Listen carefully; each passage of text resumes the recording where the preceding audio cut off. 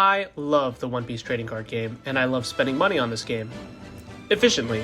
Buying singles for your deck has always been the most cost-effective way of playing card games.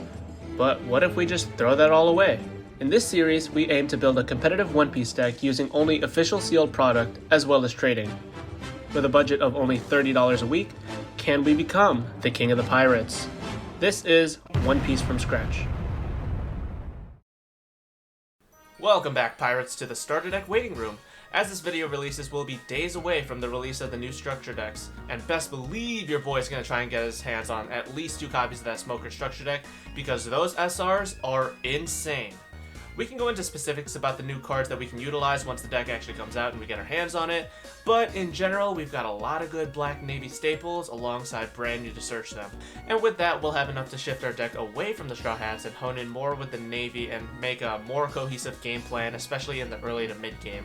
And of course, we're going to keep cards like our Sanji and probably our Robin, but stuff like the Heratus and the Jinbei can finally retire. But that's an issue for another day. For now, we gotta go elephant hunting.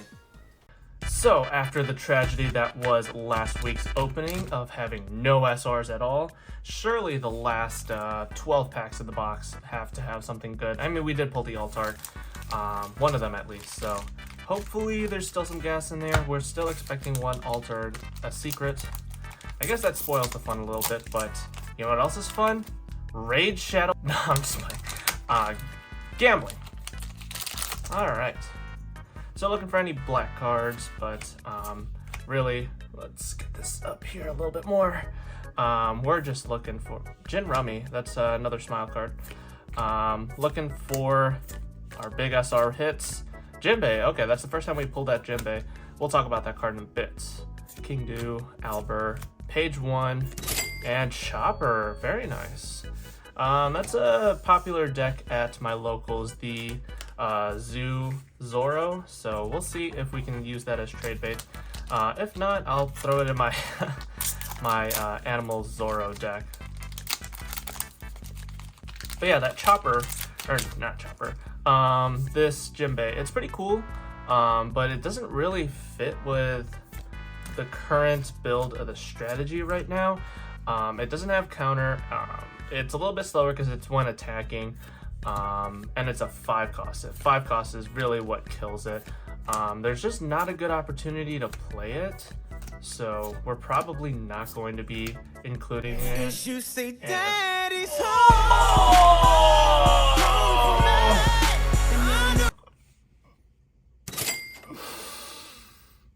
Okay, we gotta talk about this. So Jack, 1 copy alone does not change the whole deck, but just being able to go second, drop this on 7, and then 1 dominant our leader, we're popping a 4 cost. This is an 11 cost, so it's not going to be removed.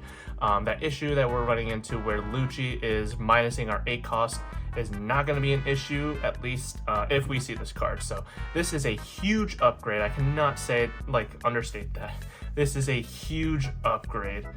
Okay, we got 1 Jack under our belt. We could get another alt art. That would be pretty cool. We're also looking for Kaido. But yeah, that one is not trade bait. That is going straight into the deck. Jack's just that cool. Okay. Hamlets, BB, Burn Bazooka, Peckham's, Candy Maiden, Basil Hawkins, Thatch, Burn Blade, Pudding. Pudding's cool. I don't know if we can trade it off, but I mean, it's a cool card. Dalton. Oh wait, I probably should have been separating these. 3 packs to go. We're only halfway and we're doing really good. We got the Jack, we got Chopper for trade bait, Crickets. Let's bring it up here again. Moby Dick, Chess, Event, Burn Bazooka, Roddy, Cromarmiro, Duval. I'm not actually sure how I feel about this card anymore. We'll talk about it in the deck list, because I think I am going to cut this, but yeah, pretty cool. Atmos, Katakuri.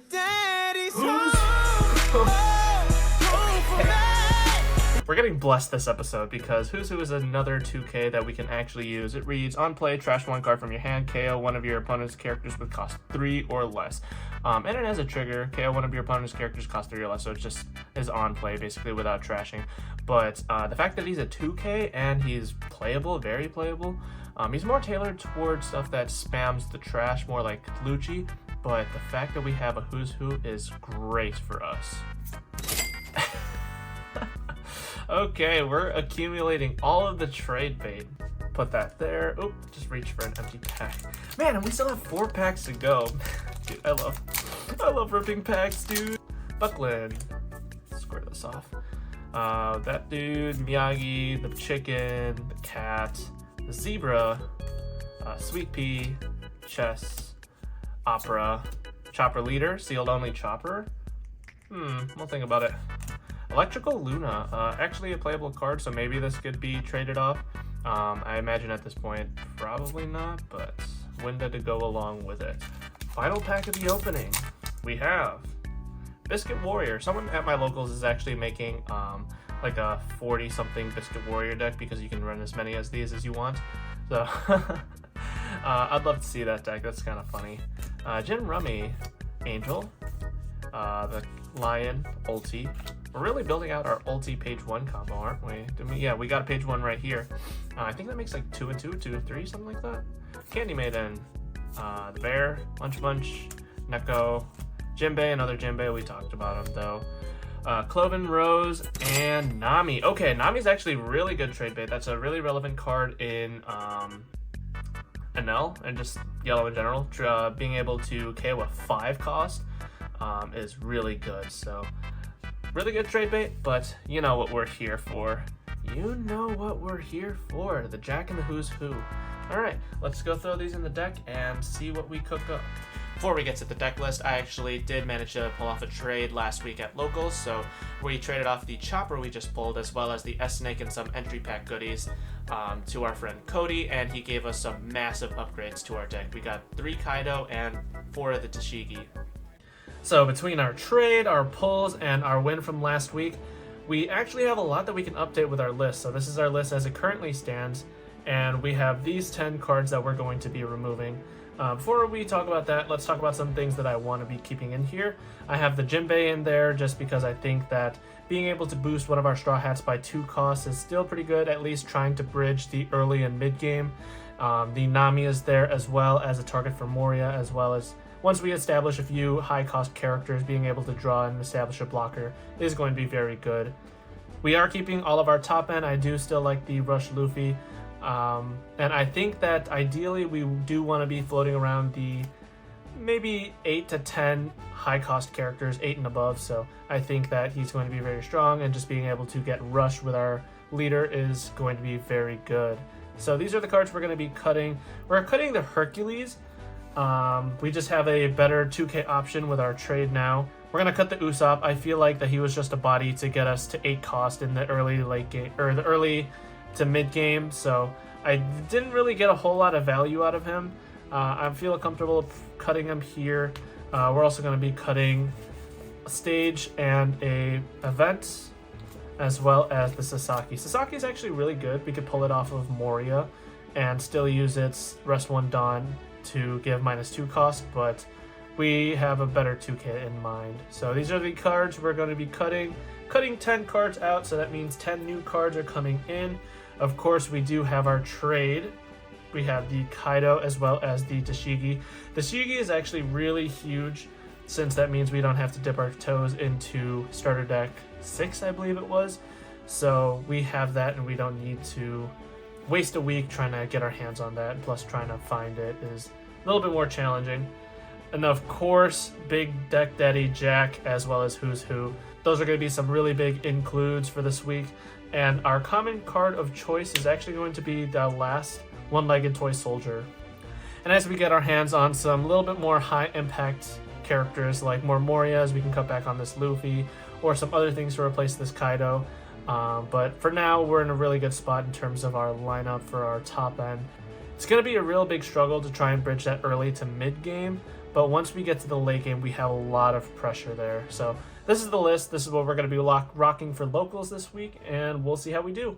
So coming into game 1, we're versus a Pudding. This is the first time I've actually faced against a Pudding.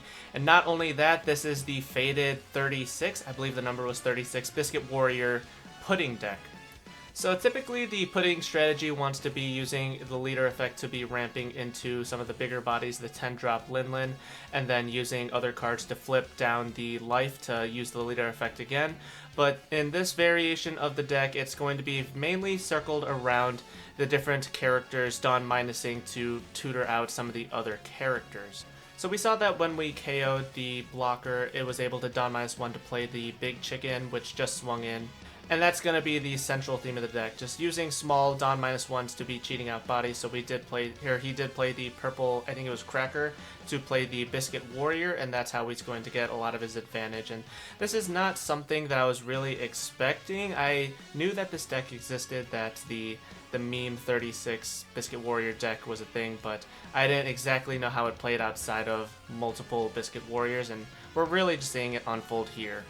Our opponent is going to be applying a lot of pressure, to which I don't really have a lot of counter in hand. We didn't start with the greatest of hands, so we're kind of eating all the hits, and we did play the Toy Soldier very early on, which I realize now is a huge misplay because all the characters are cost 6 and below, especially floating around that 5. The Biscuit Warrior blocker is at a 5 cost.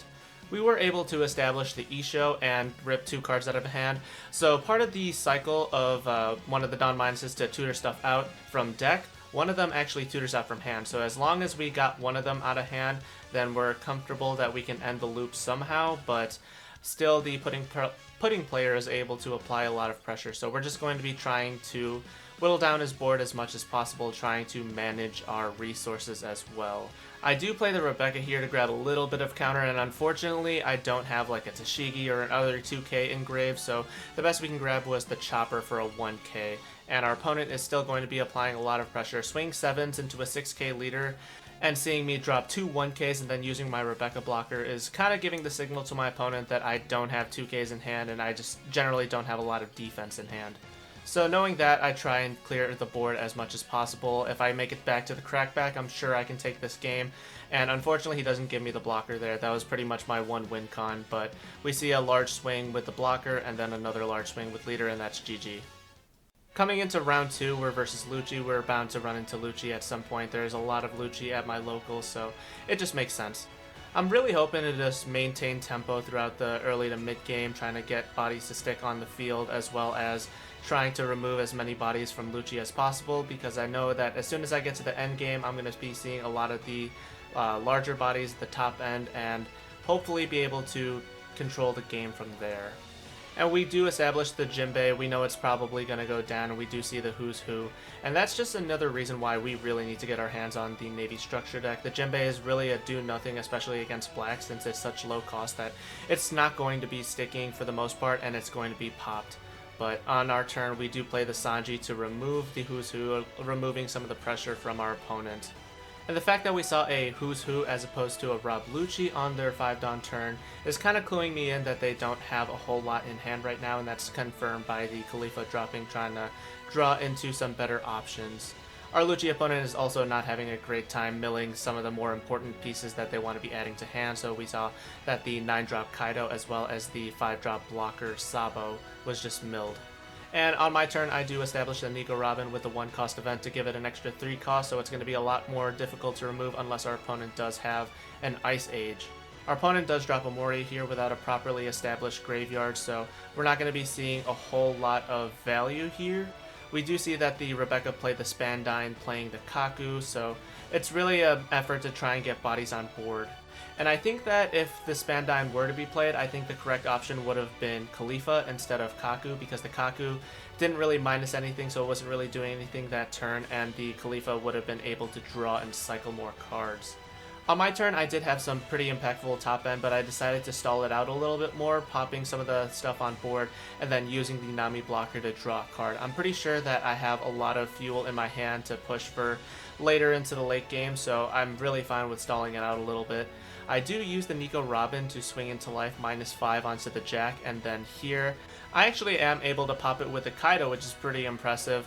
The -5 from Nico Robin and popping a 7 will mean that it clears a 12 cost, which is over the 11 cost Jack. Not only that, but Kaido was able to force a card out of our opponent's hand using its effect, so we're feeling really good. The only way that we don't push for game this next turn potentially is if our opponent establishes a Rebecca, grabs Sabo, and then plays Sabo to make sure that we don't pop their blocker. But we don't see a Sabo, we don't see a blocker here, so we're taking all these swings knowing that when it comes back to us, we can just huge swing here for game. Coming into round 3, we're actually facing against the mirror match, which is funny because during round 2, I was chit-chatting with one of my buddies saying that I think I'm the only black Luffy player currently at the shop, and then we just so happen to be paired with it against round 3. Now, we are inherently at a disadvantage because our opponent's deck is fully constructed, whereas mine is only cards that I've opened so far. But our opponent also explained to us that he was borrowing this deck from somebody because he forgot his actual deck at home. So we're hopefully going to try and make up the gap with our matchup experience and our deck knowledge compared to our build itself. We did establish a Nico Robin on 6 Dawn. We could have used the Jinbei effect to boost it up to 8 cost, but since I didn't have a Dawn under my leader, I decided not to, which definitely was a misplay. It would have made our Robin more resilient to cost reduction effects, but we saw that it got popped anyways. Our opponent did missequence a little bit and use the Sanji effect before the Ice Age, but I let it go anyways, it's fine. We did establish the Sanji on our next turn, and then using our Jinbei and our leader effect to push it up to 8, our leader effect is online for the turn. And our opponent does drop the 8 cost Sabo, able to pop a 5 cost and a 3 cost, but he misplayed, and he thought that our Sanji and Jinbei were at its original cost, which they weren't because of our leader effect, as well as our Jinbei giving our Sanji a little bit extra cost, so he was only able to pop our Jinbei.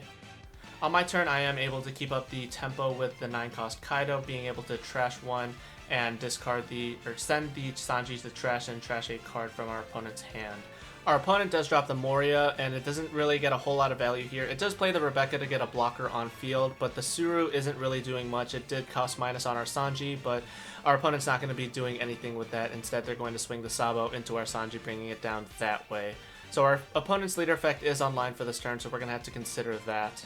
We do commit the 7k swing into life to try and get a little bit of counter out of hand. We don't. We instead get the life, so instead I attach 4 Dawn to our Kaido to swing into the Sabo, just removing another threat on board. And our opponent does make another misplay here. He uses the Ice Age to lower our Kaido, anticipating that the 8-drop Sabo will be able to clear both bodies, but again, since our leader is giving cost to our Sanji as well, he was not able to clear all the bodies on the field.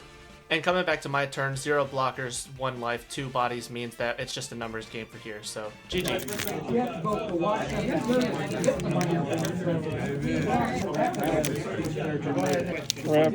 Let's say I want to entice